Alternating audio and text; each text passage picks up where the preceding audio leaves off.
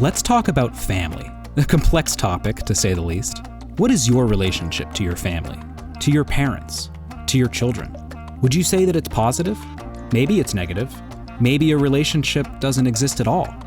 In this episode, we're going to take a long look at family dynamics, from birth to adulthood, from closeness to estrangement, how these bonds are built and how they're broken. Because when you start unpacking familial relationships and how they came to be, you find there's so much to discover.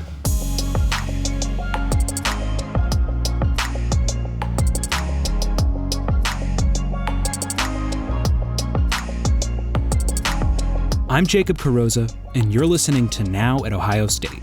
We talk with researchers, innovators, and bold thinkers who look at our world, see what the real challenges are, and create the solutions that people need now. Let's start at the very beginning. Even before the beginning, before a child is born. Believe it or not, parenting relationships start well before the baby arrives. How these co-parenting relationships shape up, the foundations they're built on, it has a profound impact, not only between child and parent, but between the parents themselves. Ohio State's Sarah Shoppe-Sullivan studies these co-parenting relationships in depth. She focuses on how the adults in a family system coordinate their roles as parents, and how that inevitably affects the child. Our Jeff Grabmeyer sits down with Sarah to discuss her work, what she's discovered through her research, and how these findings can potentially help parents-to-be.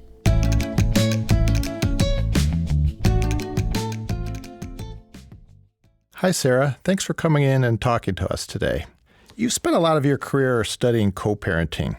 Can you explain exactly what co-parenting is? Co-parenting relationships are those shared by individuals who have joint responsibility for raising particular children. So in any case where there's more than one parental figure parenting a child, those folks have some sort of co-parenting relationship. However, co-parenting relationships are not all created equal. Some are higher in quality than others. And high-quality co-parenting relationships are those in which co-parents support one another, they're warm and cooperative, and they do generally a good job of coordinating their parenting roles and responsibilities. Unfortunately, some co-parenting relationships are lower in quality, and those relationships can be characterized by conflict, hostility, blame, disparagement of the other parents parenting a relationship with the child, and so forth. So often parents have a relationship with each other. They're married, they may be married or living together. They have some kind of romantic relationship. So this is actually different than that, right? So it's not like there's just one relationship here. There's a combination of relationships between all the people involved. Yeah, that's right. It's really interesting because the concept of co-parenting emerged during the 1970s when there was a spike in divorce rates in the U.S. And there was the realization that just because a couple got divorced or was no longer in a romantic relationship didn't mean that if they had shared children that they weren't still in some kind of relationship with one another in relation to those children. And that's where co-parenting started being formally studied. And then the next sort of stage of research in the 1990s, when I started getting involved in researching co-parenting, was to take the concept and apply it to families in which couples are still together or married, because of the realization that the bond that individuals have, that co-parents have, is distinct from the romantic relationship that they might share. Because co-parenting relationships really focus on aspects of the parenting realm and don't include other aspects of a romantic relationship, such as intimacy or sexual interactions or even arguments about finances and things like that. I know one of the things that has really kind of dominated your research in the past years is a long-term research project that you and your colleagues did here in Central Ohio that followed 182 couples from prior to their firstborn child's birth through their 7th birthday.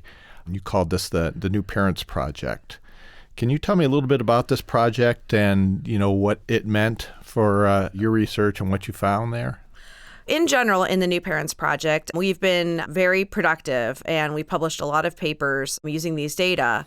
I would say that a couple of our key findings are one, that co-parenting relationships actually begin to develop prior to the birth of a child. And so in one study that we used data from the New Parents Project for, we actually took data from observations of expectant couples interacting together with a doll.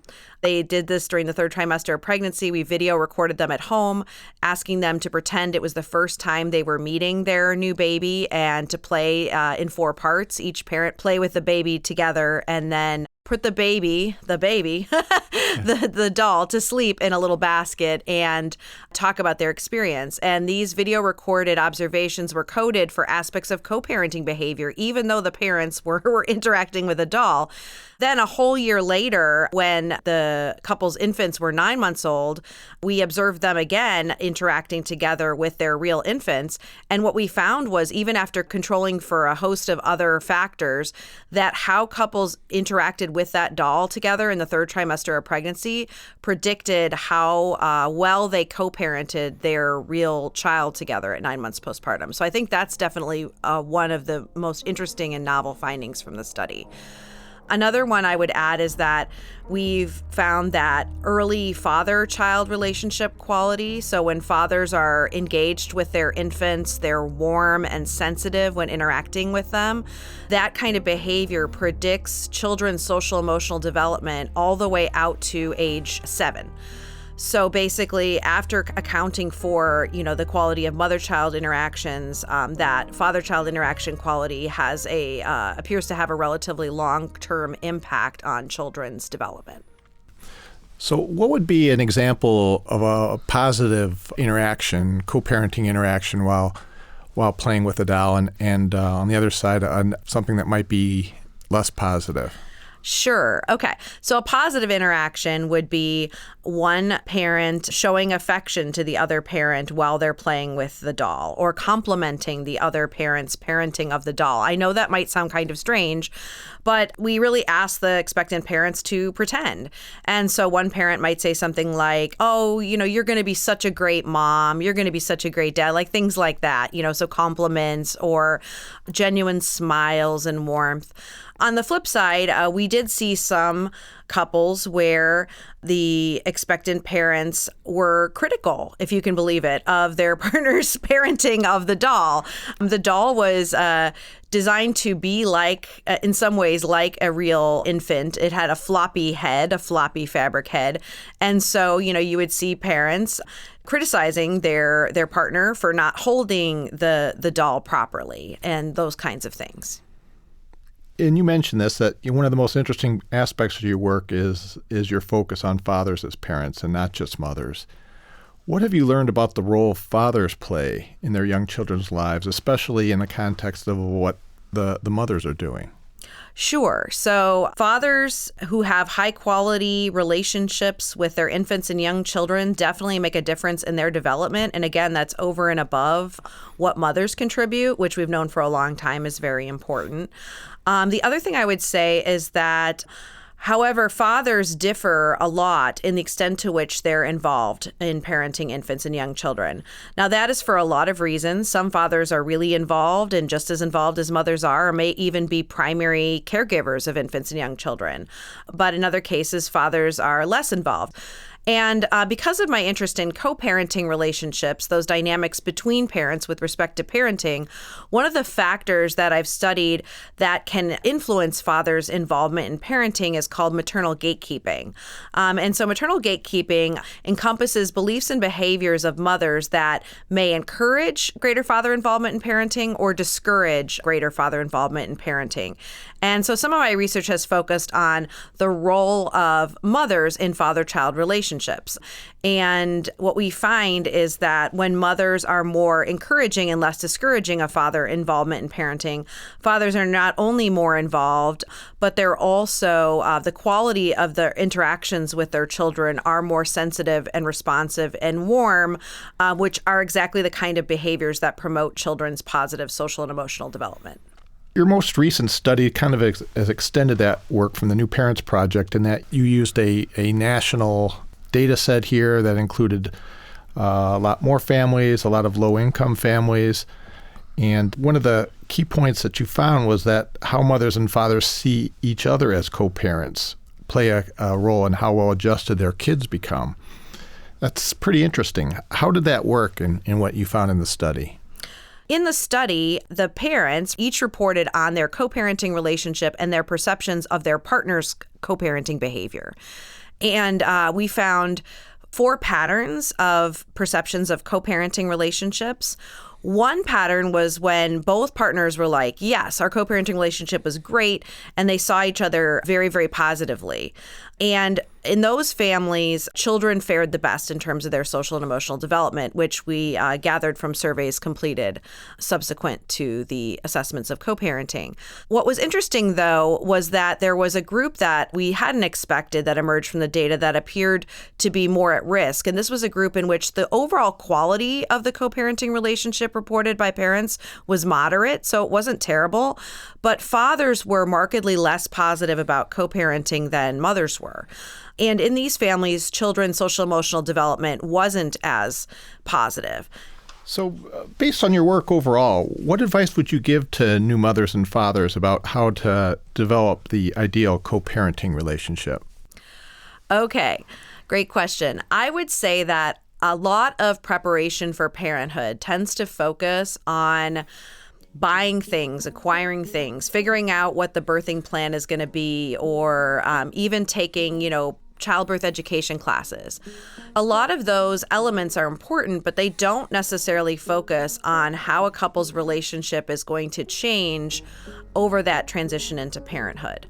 They don't necessarily focus on who's going to do what with respect to all the work involved in having a new baby. And yet those are the areas that tend to cause a lot of conflict for new parents.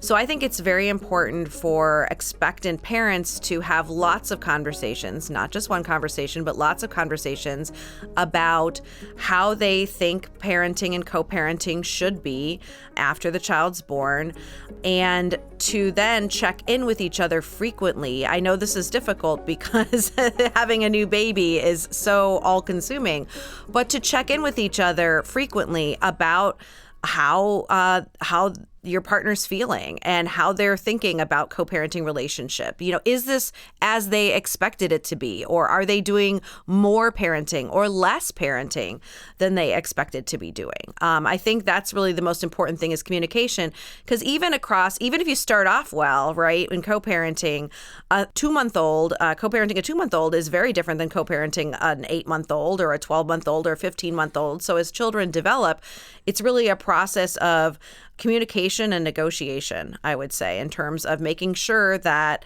you're still on the same page as your children grow and develop, and that you're really in a position where you can feel comfortable, appreciating your partner's contributions. Thanks for joining us today, Sarah. I appreciate you talking about your work.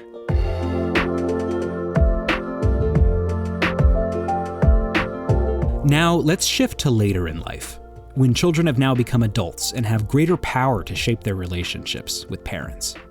For some, bonds get stronger, more loving. For others, relationships are strained and deteriorating. Parent estrangement is becoming more common. Rin Rizik wants to know not just why, but how this rise is redefining what family means. Rin's work at Ohio State focuses on parent-child ties through adulthood, why some are good and others are deeply painful. Jeff Grabmeyer sits down with Rin to discuss these complicated relationships, how they come to be, and how we have the power to shape what these connections are. Hi, Rin. Thanks for joining us today. When I was doing some research for our conversation, I was surprised by how much has been written in the past several years about various forms of family estrangement and how many people are asking for or giving advice about how to heal these relationships. Do you have a sense of why family estrangement is such a big deal in our society right now? It could be that we're talking more about estrangement now because it's starting to become destigmatized. So it might just be that the prevalence rate has been the same or consistent, at least over the last 100 years. We could kind of make a guess around that. But because of the rise of the internet, because of new estrangement groups on the internet, which I do think are happening, we're starting to see people talk about it more. We see people, thinking more about becoming estranged. And so I think that might be increasing prevalence, possibly. The other really important thing that I think is going on is changes in cultural norms around intimate relationships. What I mean by that is, I would say in the last 20 years, probably predating that, but especially in the last 20 years, we see a cultural change in thinking about the quality of our relationships. And that could go for marriage, friendship, family of origin, grandparents, siblings. In part, I would say because of pop psychology, like a desire to be better in our relationships, learn how to communicate better, learn how to express our emotions more appropriately. And I think that is sort of filtering into the parent-adult-child tie, where now, especially younger cohorts who are kind of coming into this moment, are saying, actually, I kind of want a better relationship with my parent. And if the parent isn't on the same page, that can lead to kind of tension and potentially estrangement. You mentioned that there hasn't been a whole lot of research on family estrangement, but just recently you and some colleagues did do one of the first national studies to look at trends in estrangement between adult children and their parents. What were the major findings in your mind from what you saw? So here's the rundown of the study. We basically found, in terms of prevalence for this group of people, that about 6% of adult children report any period of estrangement with their mother, and about 26% report any period of estrangement across their kind of young and mid-adulthood with their fathers. So a ton more people are reporting estrangement with their fathers than their mothers. And I should say the way we are calculating estrangement in this study is that you either have no contact with one of the parents over the study period for any period of time, or you have very low contact and very low quality. And these are folks that we would call near estrangement or like estrangement light. But regardless, that these are people who do not have really strong relationships with their parents. It seems like one of the things you're finding that in all these strands here, that there seems to be more estrangement with fathers. Do you have any ideas why that might be? We know that due to gender norms, due to patriarchy, and due to lots of other forces, women are much more likely to caregive for children. And this begins, of course, in early childhood, but they are more likely to have just more intense relationships, more emotionally close relationships than fathers are. Now, I don't want to make it seem like there is something inherent about fatherhood that means that fathers aren't close to their children. Lots of fathers are. But instead, we think about these sort of ways in which our family are structured that might just create closer bonds with mothers. We also know that there's much more likely to be non-residential fatherhood for young children, and this might shape later life adult-child-father experiences. But I think overall it is this kind of different ways in which mothers and fathers, and this of course is thinking of a two-parent household in heterosexual context, but the different ways that mothers and fathers do parenting. And this is also where I'd like to go back to the generational differences, because this, again, is a cohort of people who are, in between their 40s and 60s of parents. We have a new generation of parents, in particular of fathers, who may parent differently. And I think that's really important that we look at that generation and their parenting style. It may be that we see less fathers estranged from their children in newer cohorts. Are these child-parent estrangements normally for a lifetime, or are they more short-lived? It's a great question. So one of the cool things about this data is it's longitudinal. So we were actually able to track everybody from 15 on. And what we found actually kind of did surprise us. We found that for the vast majority of people, estrangement wasn't long-term. It was usually just for one wave. In fact, especially for mothers, about 80% or so of people who were estranged from their mothers actually started contact again and had increased relationship quality in subsequent waves of the data. And this is true for fathers as well. Just about almost under 70% of people who had periods of estrangement with fathers also reconnected with their father in later waves. Do we have any idea of what the most common causes of estrangement are? So for children, perhaps not surprisingly, cite the negative characteristics of their parents. So how they perceive their parents and their childhood in not so positive ways. And typically what's kind of articulated by adult children about parents includes physical, emotional, sexual abuse, neglect, general mistreatment, poor parenting, homophobia or transphobia, parental favoritism, and parental incarceration. There's also some literature that suggests that some money and inheritance causes estrangement and rifts for children from their perspective.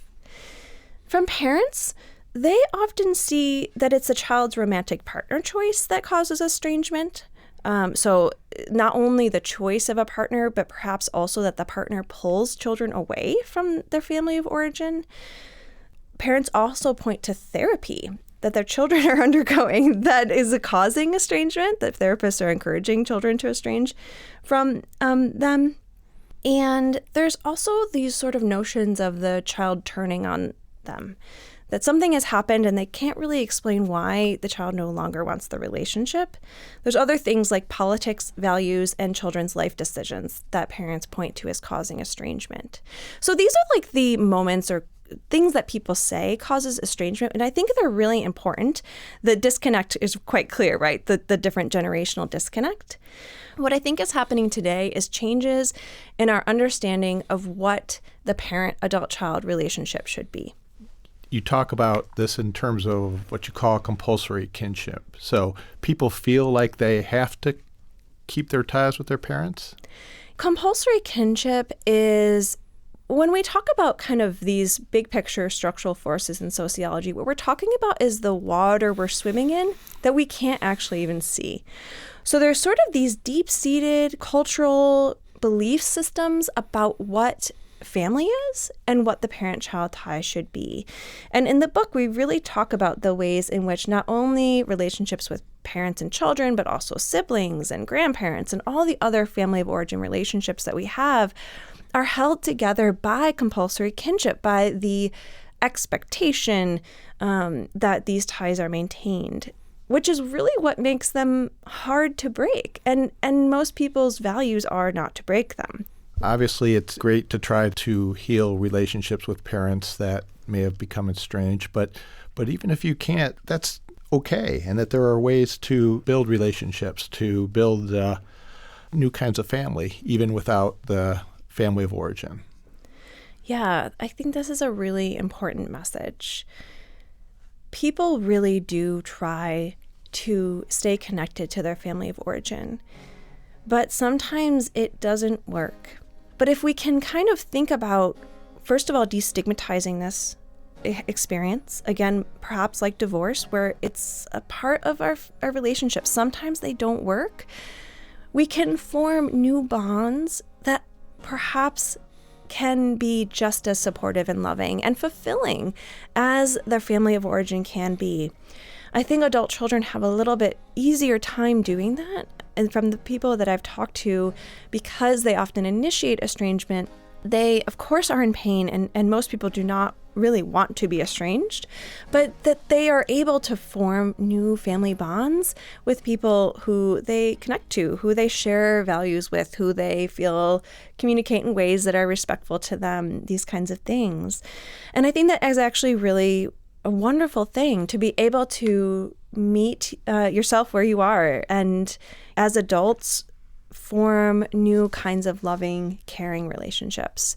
And so it is sort of a difficult thing to suggest, to say, okay, we have to accept really that sometimes relationships fall apart, and we are still able to create community around ourselves despite that fact. Well, thanks, Rin. I appreciate you coming in today and sharing your expertise. Family. Family is a complex, multifaceted thing, and it changes over time. It's redefined, reorganized, and adjusted as we grow. Because when we really look at what family relationships are made of, we realize we have the ability to shape and mold connections that are most helpful and meaningful to us. And that is a very powerful, very crucial tool to have.